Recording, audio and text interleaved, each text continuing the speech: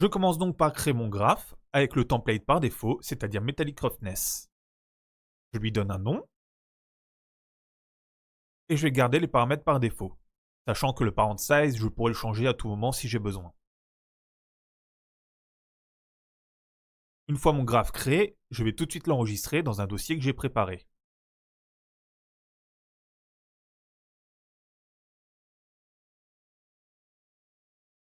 J'ai donc mon nouveau graphe et je vais commencer par la base de mon matériel, c'est-à-dire la forme de la bandelette. Pour ça, je crée un node de shape. Je vais venir écraser un peu en réduisant la taille sur l'axe X.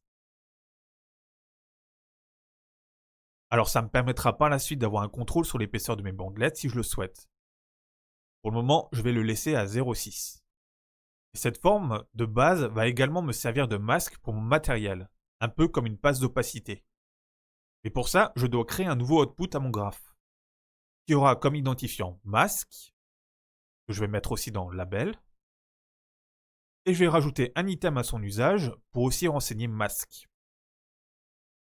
Je peux alors déjà connecter cette shape à mon nouveau output.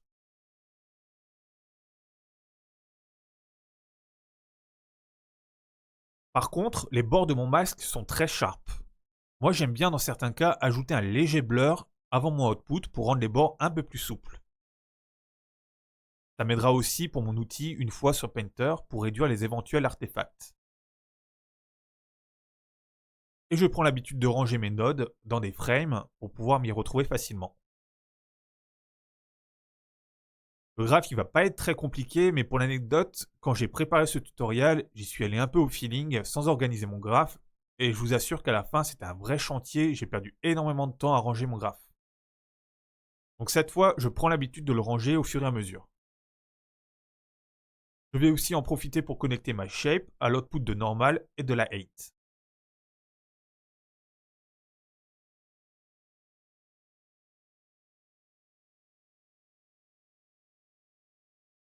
On voit que les bords de ma bandelette sont très sharp. Donc comme pour l'output de masque, je vais blurrer un petit peu tout ça. Je vais utiliser par contre un autre node de blur car il sera un peu plus fort que celui du masque.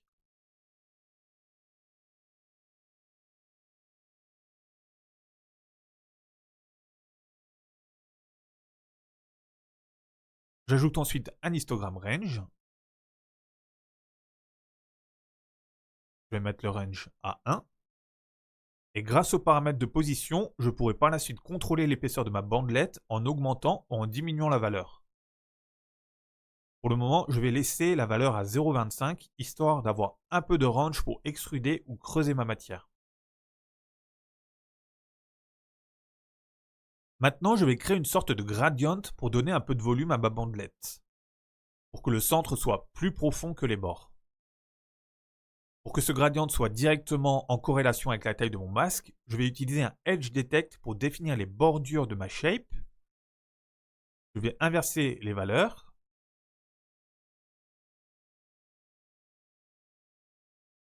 Et avec un Distance Node, je vais venir remplir l'intérieur de ma shape.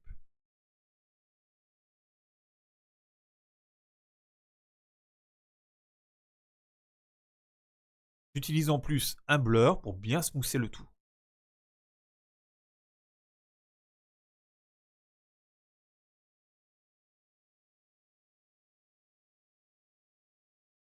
Je vais pouvoir multiplier le résultat à ma shape.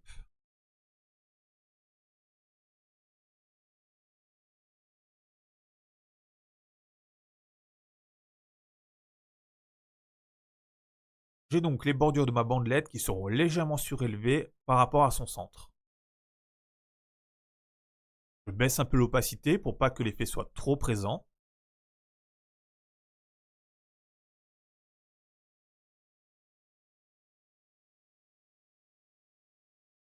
Je pourrais toujours par la suite exposer l'opacité du blend pour rendre l'effet plus ou moins présent, voire l'enlever complètement si nécessaire.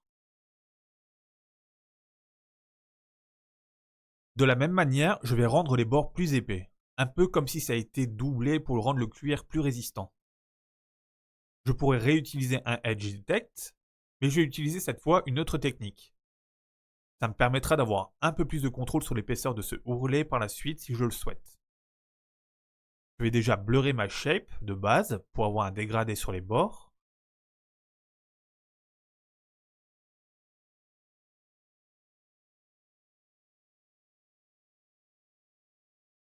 Puis utiliser un histogram select pour venir isoler la partie qui m'intéresse.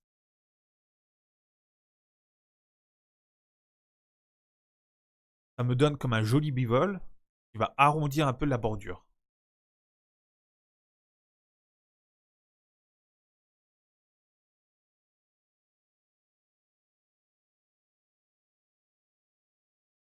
Je contraste un peu avec un level. Et je vais venir réadoucir le tout avec un blur.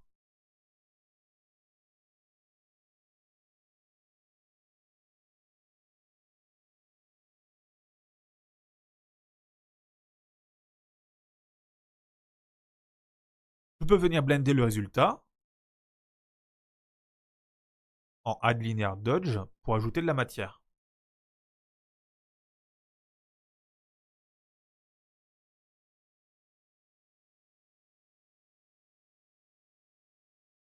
Le résultat il est un peu trop fort je trouve. Je vais juste rajouter un Directional Blur pour étaler un peu plus l'effet. De la même manière, je pourrais avoir plus facilement le contrôle sur cet effet par la suite en l'exposant.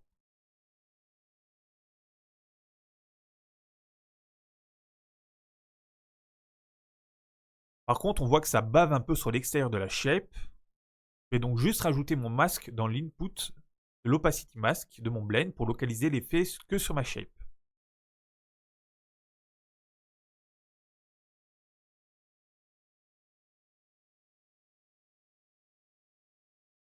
Alors j'ai un peu multiplié le nombre de nodes pour créer mon effet, mais je préfère en mettre beaucoup et avoir du contrôle à différents niveaux si nécessaire. Et au pire, si j'en ai plus besoin à la fin, je pourrais venir simplifier en supprimant quelques nodes. J'oublie pas de venir compartimenter mes différents effets pour m'y retrouver.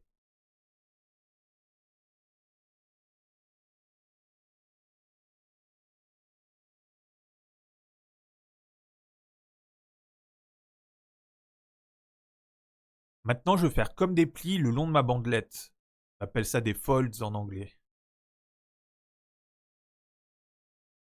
Je vais en faire des assez simples en partant d'un cristal 2.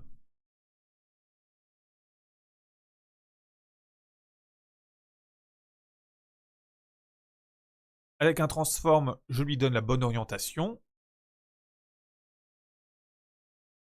Et je vais venir l'étirer un peu.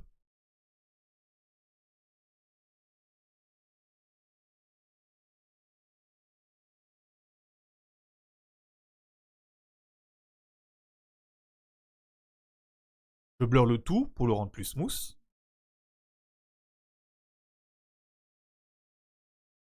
Et j'ajoute un auto-level pour récupérer toute la plage de luminance.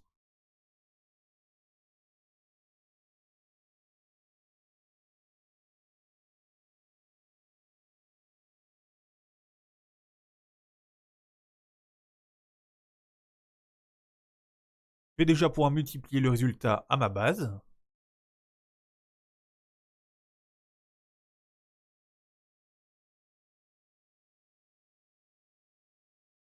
On les voit un peu.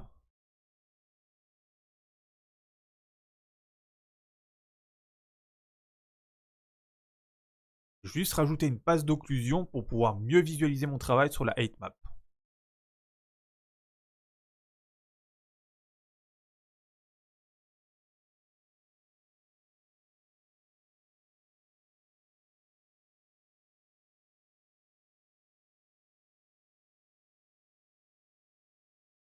Donc encore une fois, je vais pouvoir venir exposer l'opacité pour rendre les plis plus ou moins présents.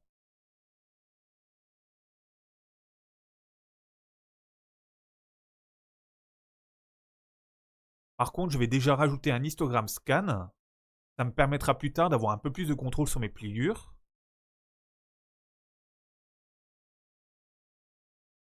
Là, on voit qu'avec la position, je peux rendre les plis plus ou moins forts. Ça me sera très utile plus tard quand je commencerai à exposer mes paramètres. Avec quelques tips, on pourra rendre ça très sympa. Je vais laisser cette valeur pour le moment. Et on arrive déjà à la fin de cette première partie, avec la base de ma bandelette. J'ai surtout fait un travail sur le displacement à ce stade, mais dans la prochaine partie, on va s'attaquer au pattern de cuir qui sera plutôt présent dans la normal map.